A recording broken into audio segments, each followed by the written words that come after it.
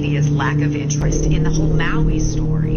I've been in this business for 30 years. I'm stunned, but I'm not surprised. The dots are connecting. And coincidence seems to be the story here, right? But the true story, the media knows it is not allowed to tell. But I can. Is it a coincidence that the Maui police chief is the same man who was in charge in Las Vegas during that massacre that killed 58 people? Is it a coincidence that the Maui property, owned by million and billionaires, wasn't touched by the flames while homes of the locals all burned? Was it a coincidence that the flames traveled across hundreds of feet of pavement and crossed a 4-lane highway with emergency shoulders to jump into the ocean and then burn all the boats? Was it a coincidence that the largest system of outdoor emergency sirens in the world never made a sound as the fire devoured Lahaina? Was it a coincidence that at the same time, very same time, all the water was turned off?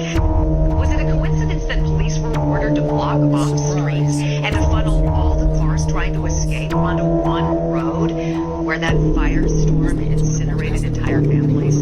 How about the coincidence that the governor of Hawaii, Josh Green, just weeks before that inferno, signed a pledge to the UN's 2030 Agenda of Sustainable Development, pledging to eliminate emissions? Weird. And think about this coincidence. That governor also signed an emergency proclamation on July 17th, 3 weeks before the fire, about housing of all things, and suspended 7 state statutes protecting historic preservation laws, removing all of the red tape when it comes to building infrastructure. Coincidentally, that emergency proclamation also suspends previous building laws and gives the governor some magic wand power to appoint a housing czar to rule on the island's redevelopment.